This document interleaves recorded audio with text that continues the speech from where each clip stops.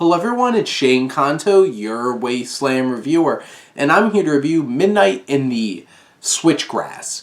And this is a crime thriller about FBI agents and a local Florida state officer who are trying to chase down a serial killer who's murdering and kidnapping sex workers. And this film is directed by Randall Emmett, who previously has been a producer, especially on Martin Scorsese's latest films, including Silence and The Irishman, and has another film coming out that has Robert De Niro and John Malkovich in it. This film has Megan Fox and Bruce Willis as FBI agents, Emile Hirsch as this Florida state officer, and Machine Gun Kelly, who keeps popping up in all kinds of things. And throw in Lucas Haas, who was like the teenage kid from Mars Attacks, who plays this serial killer. And I'm not giving any away because this is one of those kinds of films where it's like there's no mystery to the audience. We know who's doing it the whole time. And it's an interesting choice that they go with in this film. But right off the bat, thinking about some of the cast here, because just from a directing standpoint, it's pretty standard, like crime thriller looking kind of cinematography and direction. It definitely lags at times, and I'll get a little bit into some of the tone. But right off the bat, Emile Hirsch is definitely the highlight here. He's the heart of this film and feels like the heart of the film.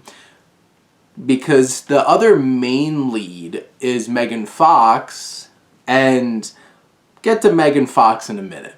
But right off the bat, Emile Hirsch is right there for you as the heart of this film, the soul of this film. And I think he does a really fine job. He's a very talented actor, and he does the best with the material that's given to him. And I had to go, it's like, this is a dirt or murder. My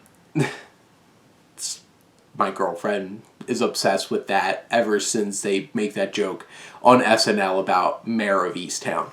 But this is about these young women being murdered, and right off the bat, it's just like you have that connection.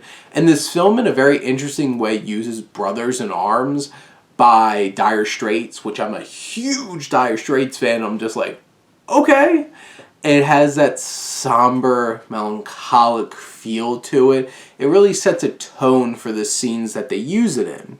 You have, like right off the bat, you have a very sexualized Megan Fox, and I don't know if that's supposed to be some kind of subversion, because like then she beats the hell out of Machine Gun Kelly, who's being really creepy on her, and they're trying to do this sting with who very well might be the serial killer. It is. Who gets scared off by this pimp who turns out to be Machine Gun Kelly. And I'm sitting here watching the movie, I'm just like, that looks like Machine Gun Kelly. And then I look it up and go, it is Machine Gun Kelly. And like, he has tragic backstory, you find out. Megan Fox has a tragic backstory. Neither of them are particularly, like, Megan Fox, like, curses and swears and tries to be tough. Still not 100% convinced by her performance in this film. Machine Gun Kelly, honestly, was pretty fine in his role. And then, of course, Bruce Willis, who gets top billing and is in this film very fleetingly. Only a few scenes, and doesn't really bring much of anything to those scenes. So, yeah, that's Bruce Willis's contribution to this film. The editing, it has that quick editing style, and it's choppy whenever there's some kind of action or violence going on.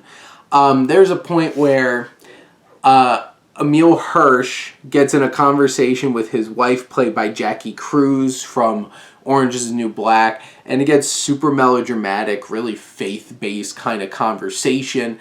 And in general, the more human moments with Emile Hirsch really work in this film, but like that one, I'm just like, too much. And it felt kind of silly. And like what's going on in terms of like the actual action of the film, who they're chasing after, is a sex worker strangler. And it's intense, it's hard to watch. And Haas is really creepy in this film, really works for it. Some of the characters along the way make some really dumb decisions that make no sense. So there's a bit of lack of logic in this film. And honestly, this film feels like it peaks way too quickly. There's a lack of mystery because on the audience end we know who's doing it, and they seem to know who's doing it too. They're just like one step behind most of the movie. And there's a lack of tension there in terms of the overall arching story of the film, despite the fact that there's some intense and suspenseful scenes scattered throughout, including like the building up of this girl getting kidnapped, who does wind up getting kidnapped, the sequences with Haas chasing after this girl when she gets away, and all those different kinds of scenes thrown in here work. But in general, this film feels like a bit of an iffy cast. Overall, Emile Hirsch is still really strong. So a bit of a iffy cast. A story that feels very cliched, played out, and we already know what's going to happen, really, and where it's going already. So where's the tension? Where's the suspense? So in the end, I feel like this is a pretty disposable crime thriller that I think in T-minus a couple hours, I'll wake up the next morning and completely forget this film.